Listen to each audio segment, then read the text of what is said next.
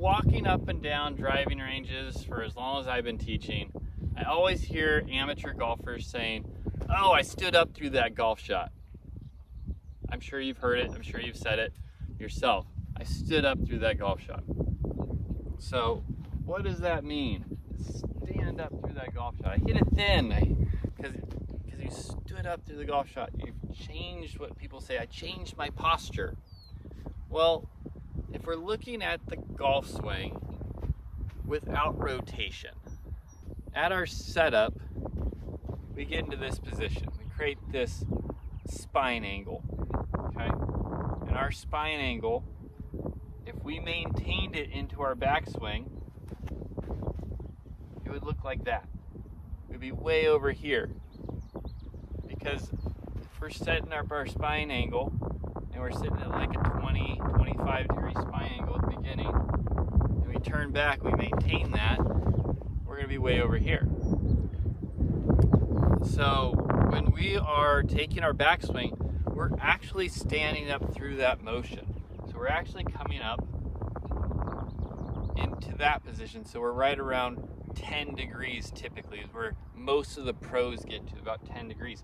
Some of you might fully extend and actually end up backwards. We'll talk about that one. But if we get to our backswing and we start to come up through our backswing, now we're at about a 10 degree lean forward, from like a 25, 30 to like a 10. So we're actually standing up through our backswing in order to get weight into our trail side. Okay?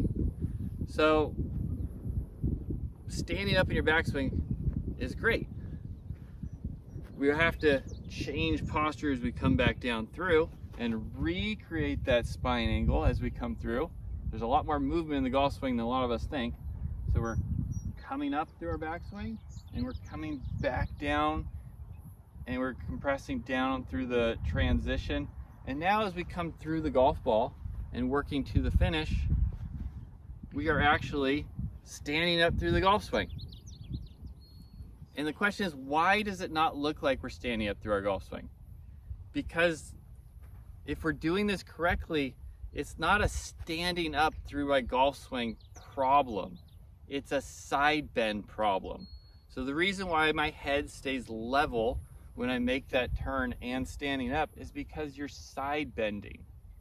As you're coming through the golf ball and you're pressing the hips forward, the reason my head's not getting way up here when I come into impact is because you're side bending through the golf ball. So when you say I'm standing up out of that golf shot, what you should be saying is I'm not side bending enough. Because when we come to impact and then drive our hips through impact, we should be extending through our lead side and getting to where our hips are pressed all the way forward beyond probably where you would normally stand. So that's where I'd be comfortable standing. That's where I'm going to try to get my hips to, where they're pressed all the way forward and the weight's on the outside part of my lead foot. So how do you get more side bend? That's the question we should be asking ourselves today. How do we create more side bend? So on the backswing, our lead shoulder is going to work under and get it back. So that maintains our spine angle as we turn back. As we come through, now our trail shoulder doesn't stay way up here and stay high. It's going to work down. This is when we start talking about our glute sequencing, which I did a great video on this. I'll put it up in the corner, where we transition from the trail glute to the lead glute, which is getting our spine to start working into a more positive spine angle position, and then allows our shoulder to work under, and then our lead side is extending through that golf shot, which allows for our lead hip to get high when we finish. And because our trail leg is now bent and our knees come together, this side now can get lower, allowing our hip line to get into that angle where it then matches better up with our spine angle. So a lot of it is compression and extension through the finish, but on the backswing, it's just letting the body tilt that shoulder down underneath and set. So now we're maintaining level with coming out of golf shots. So I'm standing up through the golf shot. In the backswing, there's my compression back into that posture, and then I'm coming up through the finish. Up and out. Up and out that way. With side bend. The side bend's the key.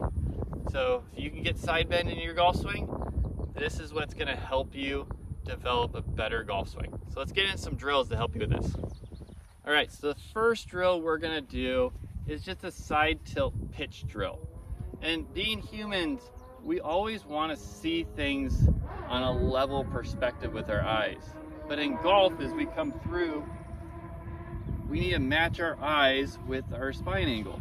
So our eyes are sitting there, so they're sitting on a tilt. So we're gonna do this tilt chip pitch drill. We're just gonna stay and try to hold that angle. Right shoulder or your trail shoulder is gonna work under. Knees are gonna come together. Lead side's gonna get nice and long. Hips are going to press forward. So it doesn't have to be a big swing. We're just gonna hit some short little pitch shots. And we're just gonna go half swing back, half swing through. Try to hold that angle with the eye line. Same idea. Half swing back, half swing through, hold that eye line. And just hold there until the ball lands on the ground. So try that for 10-15 shots beginning of your practice. So as we get into our next drill, it's kind of a continuation of the first one. So I call this the Tommy Fleetwood drill because when Tommy Fleetwood hits golf shots, you see him finish here. Hands are about shoulder height.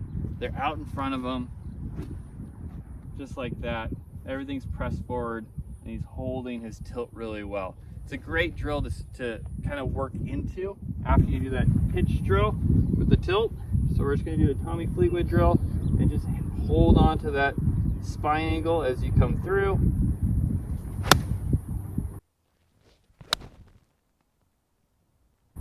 Right there. You can see right shoulder's lower, right hip is lower for me. Shoulder over there is high.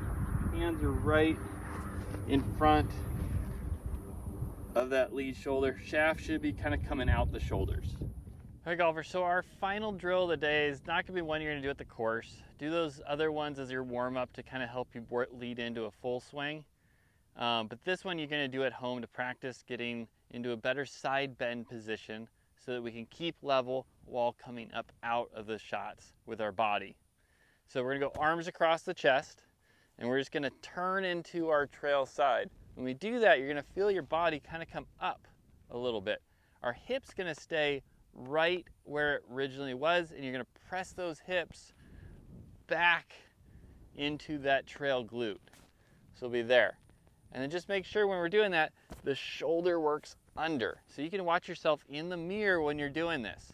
So watch yourself in the mirror, watch yourself this way in the mirror, and turn and try to maintain your hip line and your shoulder line. Shoulders perpendicular where it originally was.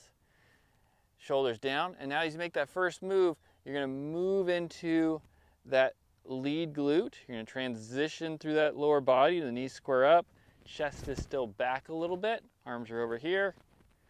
Now we're gonna push through the lead side straight up through our lead shoulder. And that's just gonna extend, while the trail side, because you still have pressure into that ground, is gonna drive through the leg, starting up in the glute, down through the thigh, down in the calf, and then down into the foot. And it's going to drive through that ground and push energy towards our target. Push energy towards the target. That's going to create the rotation. So there's our rotation. This side's going to extend. Right side or trail side is going to drive towards our target.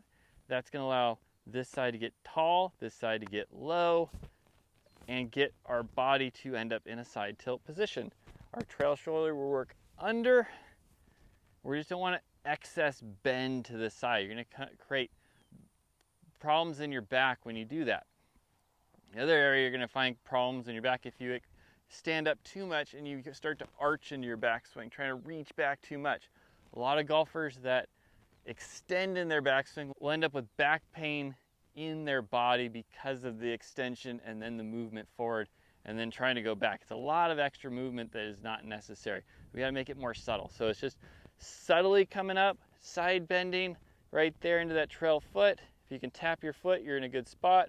Now you're going to turn and move from right glute or trail glute to lead glute and then push up through that lead side, trying to hold that good balance and stick the finish. That side should be there. Try to get that eye line. What you see is very helpful, keeping that eye line on this angle rather than trying to come every time to flat or level with the ground.